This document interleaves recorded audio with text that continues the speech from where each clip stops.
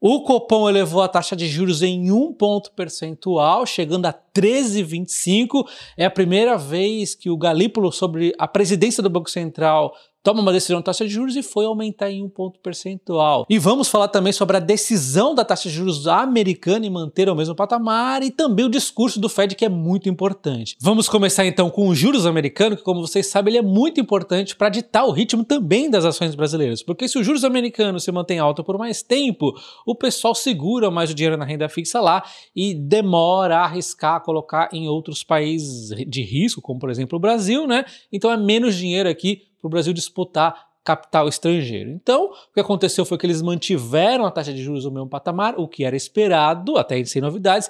O grande ponto é tentar entender o discurso do Banco do Fed, né? Discurso ali do Jerome Powell, para ver para onde vai então as futuras reuniões. Eles vão derrubar, quando que eles vão derrubar, como é que vai ser isso. Então é isso que nós vamos ficar atentos. Então a gente está vendo aqui uma queda na taxa de juros no fim do ano passado, foi a última queda, chegou a 4,50 e agora eles interromperam essa queda, mantendo os 4,50. Então agora vamos ver o que o Fed disse ali, o que o Jerome Powell disse, para a gente entender, será que vai cair mais? O que está rolando aqui? Porque isso tem a ver muito com o mercado, tentando precificar um pouco mais à frente, né? Não precisamos ter pressa em ajustar os juros, diz o Jerome Powell. Ele também disse que a política está bem posicionada para lidar com os riscos e incertezas que enfrentamos ao perseguir nosso mandato duplo, com a meta de inflação de 2%, que eles vão ainda buscar, ainda não está lá, ele ainda entende que a inflação está alta, então é necessário muita cautela para tomar qualquer decisão. Eles vão esperar mais indicadores, vão esperar as políticas do Trump. Ele diz que é muito cedo para dizer qualquer coisa, né? Tem que primeiro ver o que vai acontecer de fato ali, para depois fazer as leituras e ver se isso realmente vai interferir no ritmo ali da queda ou não da taxa de juros. Mas antes mesmo de pensar em qualquer política da taxa de juros, qualquer política do Trump, antes mesmo de pensar nisso, já era esperada essa manutenção da taxa de juros. A questão é o que vem à sequência, tá? Então ele destaca leituras seguidas aqui para ver mais progresso na inflação e complementa que não vai esperar a taxa de inflação voltar aos 2% para ele poder decidir derrubar a taxa de juros. Ele está sempre olhando mais o além, né? Então se a inflação realmente começar a dar uma cedida ali, ele pode vir sim a derrubar a taxa de juros, desde que tenha uma expectativa dessa inflação realmente ir ali nos 2%, né? Então queremos que a política seja restritiva o suficiente para continuar a promover mais progresso em direção à nossa meta de inflação de 2%. Ao mesmo tempo, não precisamos ver um enfraquecimento do mercado de trabalho para atingir esse objetivo. O mercado de trabalho era um dos pontos que estava forçando muito ali a inflação também, né? Dentre vários outros. Então, neste questão aqui do mercado de trabalho, já não é um item que preocupa o Fed neste momento, tá? É importante você ter em mente que a inflação ela é composta por inúmeros fatores, e um deles é exatamente o emprego e o desemprego ali, né? Então, se temos um mercado de trabalho muito pegado, salários altos, baixíssimo desemprego, causa também uma pressão inflacionária, porque é mais pessoas ali para consumir e tudo mais. Não é só isso que vai ditar o ritmo, mas isso é um dos itens. Então, tem vários outros, né, que compõem ali o que vai nos levar à inflação. Então, enfim, no Fed ali, um dos itens que ele estava de olho era exatamente ali o mercado de trabalho. Bom, e a gente vê então que ele está preparando para ajustar a política monetária conforme apropriado, se surgirem riscos que possam impedir a obtenção das metas do comitê. As avaliações do comitê levaram em conta uma ampla gama de informações, conforme eu disse, são vários itens, né? Incluindo leituras de condições de mercado de trabalho, pressões inflacionárias, expectativas da inflação e desenvolvimentos financeiros e internacionais. Então tem uma série de coisas além do que ele comentou depois, as próprias medidas do Trump, que no momento não estão nem sendo consideradas ainda, porque tem que ver ali o que ele vai fazer de fato e como isso vai refletir ali na economia. Tem um monte de coisas que vai nos levar ali a questão para ver para onde vai a inflação. Mas como é que o mercado... Vamos primeiro ver o desemprego, como é que está nos Estados Unidos. A gente vê ali o desemprego, lá para trás, 2015, estava um pouco mais alto, foi caindo, chegou ali aos 3 e pouco, aí disparou com a pandemia, foi caindo, chegou a níveis bem baixos ali, né? E aí começou a ajudar a pressionar mais a inflação, mas o desemprego foi aumentando, no momento está em 4,1, o que é, na minha visão, ok para você não ficar preocupado com vai ter recessão nos Estados Unidos, mas ao mesmo tempo já não é aqueles patamares mais baixos de 3,5 ali, 3,4, que pressionavam ali um pouco mais a inflação, tá? Então, este item sai um pouco do radar. Sai do radar é complicado, né? Digo, sai do monitoramento de preocupação do Fed neste momento, né? As coisas mudam muito.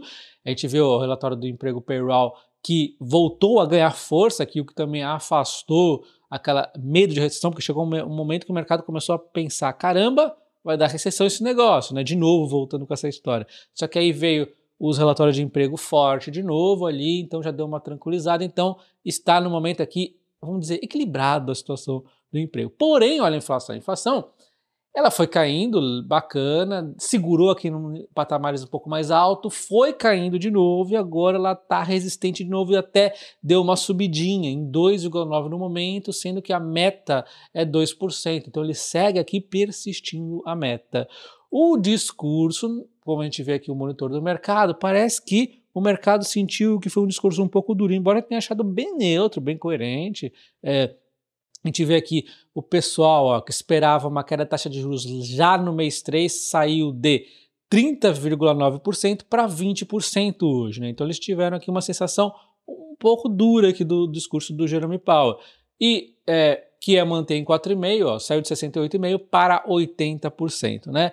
Se a gente voltar lá para onde realmente o pessoal estava esperando que fosse cair a taxa de juros, lá em julho, vamos ver como é que mudou a dinâmica. Continuam esperando ainda a queda da taxa de juros, só que diminuiu um pouco em relação ao dia anterior, 18,2%, esperava que fosse manter ainda as 4,5%, agora passou para 23,5%, mas isso aqui está melhor do que na semana passada, de 27,9%. Então, assim, deu uma pioradinha em relação a ontem, mas assim, o mercado entendeu como levemente duro o discurso ali, né? Não mudou tanto as dinâmicas um pouco mais à frente ali quando a gente pega julho, mas mudou um pouco mais aqui as de curto prazo, mas também não foi nada muito drástico, né? Eu acho que foi um discurso neutro na minha visão e correto. Então podemos ver o S&P 500 caindo 0,44%, enquanto o Ibovespa cai 0,71%. Óbvio que o Ibovespa também tem a questão da expectativa da taxa de juros, que só seria divulgada depois do fechamento do pregão, né? E temos o Bitcoin subindo 3%. Então o pessoal do Bitcoin aqui gostou e eles são muito atentos à questão da taxa de juros americana. Então, você vê como o recado foi meio ambíguo? A parte do mercado viu que foi levemente positivo, outras levemente negativo. Eu achei bem coerente ali, bem neutro o discurso.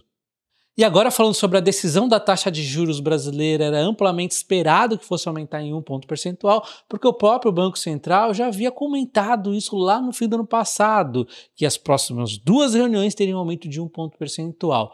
Porém, como agora nós temos um Banco Central à esquerda, como você pode ver aqui, dominado pela esquerda, inclusive com um presidente agora, que é o Galípolo, existe a expectativa de talvez essa decisão na taxa de juros não subir 1%, subir menos, né? Por conta de toda essa narrativa que a esquerda falou ao longo de todo o governo aqui, desde o início até o último dia da presidência ali do Campos Neto, era sempre o vilão, que a taxa de juros está muito alta, onde já se viu, no último momento foi a mesma coisa, e agora eu quero ver, estou ansioso para ver os discursos aqui na rede social, se realmente o vilão do país agora passa a ser o Galípolo, ou se na verdade o vilão do país é a gastança do governo. Estou ansioso para ver isso. Será que a Glaze Odebrecht vai falar alguma coisa?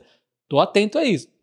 Como vocês sabem, o que está pegando para essa nossa taxa de juros subir tanto é a inflação, que fechou ano passado com 4,86, 3, né? Acima da meta de 3 e acima do limite da meta de 4,5. Então estamos estourando aqui na inflação. A inflação de janeiro era esperada vir baixa, ela realmente veio um pouco mais baixa, mas ainda assim foi puxada pelos alimentos, serviços ainda pegajoso, outros itens mais graves ainda em alta. O que fez ela não subir tanto foi a energia, as bandeiras ali da energia elétrica acabou ajudando. Então é uma inflação que tem um grande risco de continuar a subir mais, e sem contar que temos ainda a questão dos combustíveis que estão sendo segurados ali na marra pelo governo, e se isso volta a aumentar, é mais uma pressão que acaba impactando também os alimentos, né? O único ponto positivo é que o dólar deu uma leve recuada, que deu uma recuada dos 6 e pouco para os 5,86, Parte desse recuo foi principalmente as políticas do Trump, que não estão sendo exatamente como o pessoal estava precificando, mas assim, ainda está no radar novas conversas ali do Trump, pode voltar a causar uma pressão, além do governo não ter feito nada desde então para esse dólar cair, né? Não estou vendo o que o Lula fez aí para realmente falar, ele está atuando para esse dólar cair. Não está feito nada. A única coisa é o Banco Central vendendo dólar ali de porrada para segurar o dólar, mas também não é uma medida efetiva, uma medida de curto prazo. O que nós estamos vendo aqui é curto prazo. Então, esse dólar ainda deve ficar forte, ainda está forte e pressiona também a inflação ali mais ainda. E com certeza o que mais está assustando o governo brasileiro é a inflação nos alimentos. Somos a quarta maior aqui inflação da América Latina. Isso porque a Argentina ela teve aquele descongelamento de preço que levou esse número aqui, estava congelado, marretado, né? E tem essa explosão inicial e depois eu queria ver como é que está sem esse período da descongelamento para ver se de repente está até melhor a Argentina do que o Brasil, né? Que seria aí uma novidade que fazia muito tempo que nós não víamos, né? Mas enfim, vamos ver como é que fica em 2025, que já começa forte, como eu acabei de comentar, a inflação dos alimentos. E como podemos ver, temos várias corretoras pessimistas em relação à inflação do Brasil em 2025 e um pessimismo em relação à inflação que significa que a taxa de juros também deve ficar pressionada, né? Nós temos aqui o Santander imaginando que a inflação deve piorar e devemos estourar o teto da meta, né? E o pico inflacionário vai ser em 2025, meados de 2025, devido a uma combinação de fatores, né? Não bastasse tudo isso, nós ainda temos uma polêmica no IBGE. Mais de 600 servidores e diretores estão contra o Postman, que foi indicado aqui pelo Lula. E como vocês sabem, essa inflação, assim, eu nunca fui de suspeitar muito da inflação. No próprio governo Lula, eu nunca levantei essa bola, mas tá estranho, cara. Eles falam que aumentou, 40% do café. Eu vou lá ver no mercado, aumentou 100%. O índice de alimentos ali aumentou 7, 8%. Eu vou ver, o mercado aumentou muito mais que isso. Então, o que eles estão medindo aí, né? Enfim, a polêmica não é nem essa aqui, no caso do IBGE, eles estão falando aqui assédio, não sei o quê. Vai saber o que está rolando aqui. O fato que o governo suspendeu a atuação da Fundação IBGE+, centro da crise contra o presidente do Instituto, né, o Postman, e os funcionários do IBGE dizem que ele não se sustenta no cargo. E aí eu levanto a bola para vocês. O que está rolando aqui no IBGE, o que está rolando aqui com esse negócio do Postman, o que está rolando no IPCA, levanta a bola para vocês. O fato é que esse item de inflação pega demais no governo Lula, né? Pega demais, assim, a preocupação pro lado deles. É isso que está elevando os índices de rejeição. E eu vou ficar feliz se realmente o pessoal acordar e perceber que gastos causam inflação, né? Não existe essa coisa de dinheiro público, só existe pagadores de impostos, né? Então a gente paga imposto, que é o que o Haddad fez ao longo de vários e vários tempos aqui no governo Lula, e o que não deu para criar de imposto suficiente vira inflação. Não tem saída, né? Gastança ou vira inflação ou vira impostos, né? Isso que, na verdade, está virando as duas coisas. A notícia positiva é que a nossa reserva de oportunidade acaba rendendo mais, então o Tesouro Selic vai passar a render mais um ponto percentual, assim como o nosso CDB vinculado ao CDI também, né? O pré-fixado IPCA vai depender de como eles vão fazer a leitura das conversas aqui do governo, né? Porque, na verdade, eles reagem mais a juros futuros do que ao juro presente, tá? Então não vai pensar, não, agora lascou o IPCA, não. Vamos ver como é que vai acontecer na sequência. Se realmente o discurso for duro pra caramba, vamos aumentar aí infinito a taxa de juros brasileira e de repente o governo vai lá e faz mais bagunça, aí é que sim, é que vai ter marcação a mercado aqui, tá? Mas, de novo, isso acaba trazendo, então, um desconto nas ações, esse cenário conturbado todo de inflação e tudo mais, né? Vem trazendo, o mercado já vem se antecipando, e o grande ponto é que o mercado exagera, tá? Taxa de juros alta não é bom para as empresas, isso é óbvio, só que existe um exagero, e no meio do exagero existem as oportunidades. Então, supondo que uma ação X deveria cair 5%, ela cai 20%, né? Então existem grandes oportunidades por conta do exagero. E aí chega ali, sei lá, 2026, troca o governo, entra um mais coerente, ou de repente esse aí por um milagre, com a corda nos pescoços, às vezes pode fazer isso com o governo brasileiro, né? Ele toma rumo e em 2026 começa a ajeitar as coisas. Eu acho difícil, tá? Mas pode acontecer. Em algum momento isso melhora porque o brasileiro funciona ali com a corda no pescoço. Até mesmo o povo que vota funciona com a corda no pescoço. Ele tá vendo ali a inflação dos alimentos, ele vai chegar em 2026 e vai falar, não, peraí, eu não sei, eu não entendo nada que está acontecendo, mas alguma coisa está acontecendo errada, eu vou votar em outro governo ali. Então, a corda no pescoço é como que o Brasil funciona, né? Pelo menos isso, pelo menos a gente chega no limite. A gente nunca vira uma Venezuela ou uma Argentina do governo anterior, né? A gente não chega nesses limites, tá? Eu espero que vocês tenham gostado desse vídeo, deixa o like aí, comenta, inclusive essa questão toda da inflação dos alimentos, do Postman, diz aí o seu comentário, porque realmente é uma polêmica muito complexa. Um abraço e não se esqueça de se tornar membro do canal também, porque você vai ter acesso a vídeos exclusivos que nessa época de resultados que vai começar, vai ter muita empresa que só vou conseguir levar lá para os membros, tá bom? Um abraço, até o próximo, valeu!